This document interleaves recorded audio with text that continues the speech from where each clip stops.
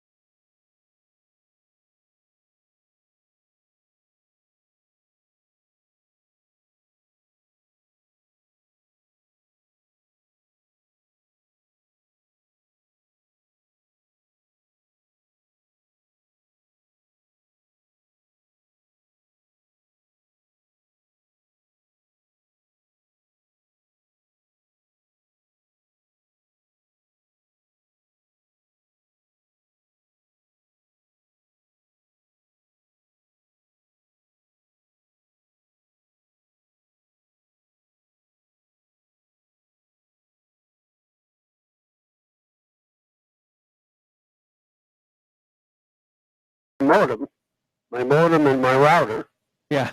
and not turn off the PC, Yeah. leave it off for about 10 or 15 seconds, and then turn it back on again, the program, when I turn it off, the program or the CPU usage gradually dies down to about 5% or less. Yep. And then when I turn it back on, it never comes back.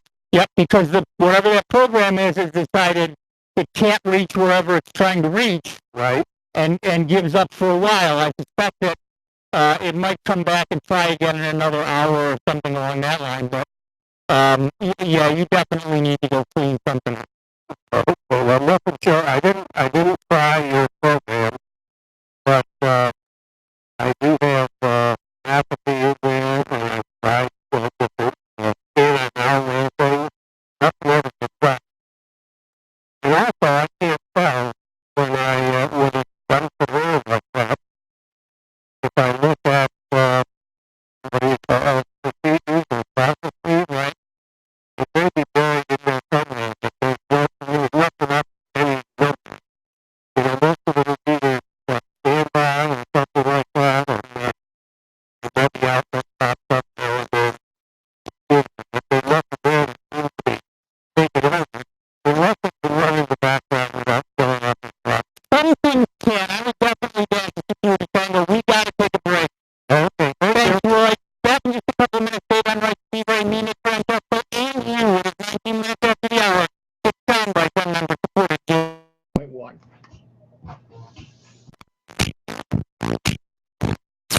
it's America's longest running computer show. The world celebrates with no way to speak. Another supporting show. Alvin and Chip want to remind you to keep that carry and breath from waking you up with 4 simple steps. Clean. Wash hands and surfaces off. Separate. Keep raw meat away from ready-to-eat foods. Cook. Make sure meat, poultry, and seafood is cooked to the right temperature. Chew. Refrigerate food properly. Check your steps at foodsafety.gov. Brought to you by the USDA, HHS, and the Ad Council. The World Chip and Food Safety starts at food safety. Each day and injured thousands each year. In the United States, there is conflict in our streets as drivers, pedestrians, and cyclists compete for safe space. Help end this deadly competition. Complete Streets have sidewalks, bike lanes, and narrower traffic lanes to provide safe space for everyone. To bring Complete Streets to your community, go to planning.org. That's planning.org. A message from this station and the American Planning Association. 23 million small businesses are open for business in the United States, providing more than half of all American jobs. What helps these small businesses thrive? Good transportation, a well-trained labor force, and a healthy infrastructure, an attractive streetscape, and comfort and safety for pedestrians. Good planning delivers these benefits to small businesses. Learn more at planning.org. That's planning.org. A message from this station and the American Planning Association. Most of us start every day with good intentions, and then every day you could take care of your daily responsibilities and get the exercise you need all at the same time. Experts say with more opportunities to walk, bike, or take public transportation, active living would become part of our daily lives. It's not impossible, but it will take good planning. Learn more at planning.org. That's planning.org. A message from this station and the American Planning Association. This is Rob Linton, station manager of Jazz 90.1. Annual membership contributions and business underwriting keep our programming on the air. The future growth and excellence of our station depends on our ability to also build a permanent base of support through an active and successful legacy gift program. Please continue your gift past a lifetime by including Jazz 90.1 in your will, trust, or general estate plans, and join us in building a legacy of giving to support public jazz radio in Rochester. For more information on planned giving, you may visit jazz901.org or call us at 966-2660. Thank you. Jazz 90.1 is supported in part by our members and by Anthony L. Jordan Foundation. With 9 locations across Rochester and 1 in Canandaigua, Jordan Health provides primary health care to underserved and uninsured families. To learn more or tour Jordan Health, you may call 585-423-2861. Here's the latest Jazz 90.1 weather forecast. Brisk and cold today with variable amounts of clouds and sunshine and lake flurries in the air, the high of 32 to 37. Partly to mostly cloudy tonight into tomorrow morning with a couple of more flurries. It'll be cold tonight, low 22 to 28. Later tomorrow, the sun shines with a high temperature approaching 40. I'm Kevin Williams on Jazz 90.1. And currently, right now, we've got mostly cloudy skies, 31 degrees out at the airport, and 33 here at member-supported Jazz 90.1. Hi, I'm Jim McGrath, host of the Blues Spectrum. I hope you can tune in this Sunday evening from 7 until 9 for some of the best blues around. You're on member-supported Jazz 90.1. Welcome back, everybody. I'm Nick Francesco. I'm Dave Enright. And I'm Steve Ray. And at 23 minutes after the hour, our next caller is Andy from Greece, New York. Welcome, Andy. What's up? Good afternoon, gentlemen. Hope everybody's doing well. It's a beautiful day in my neighborhood. A little chilly, but we'll take it. That's exactly right. There's no snow. We're back to fall. Yeah, something like that. Yeah. Have I built a computer back when XP went away. i7 processor, 16 gigs RAM. Put in a 125 gigabyte SSD drive for Windows to boot off of, and then a 1 terabyte hard drive for everything else.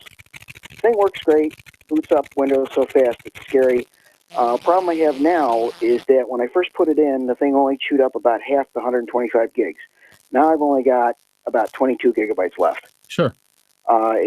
Windows just has this space creep thing that it does and just wants more and more space. Yep. Is there a way to take that 125 and clone it up to a 250? Well, so I don't have to reinstall every piece of software I own? What you might want to think about doing instead is checking to see where that extra stuff is coming from. Example, it may well be your temp files are filling up the drive. One of the things that Windows does, that every program does, is it uses temporary files as sort of scratch pad area or whatever. Mm-hmm. So, you're writing a Word document or you're writing a spreadsheet of some sort, and it throws little bits and pieces out on the hard drive while you're running so that it can keep track of everything. The problem is that while most, particularly Microsoft programs, are very good at maintaining their temp files, they're very bad at erasing them when you're done with them. And so eventually that kind of creeps up. And there are a couple of ways to figure out where they are and to get rid of them. If you go to, what the heck? We're running 7 Pro, by the way. Yeah. Here at the station, he thinks that the Security Tango is a security risk, which is a little weird. Okay, but at any rate, here's the deal. You can get rid of your temporary internet files. If you go to securitytango.com and under Let's Dance, the Windows Waltz, the very first thing it tells you about is deleting your temporary internet files. Okay. And so it's the temporary internet files, then empty the recycle bin, then empty your temp files. So it's a little bit of both things. So it's really the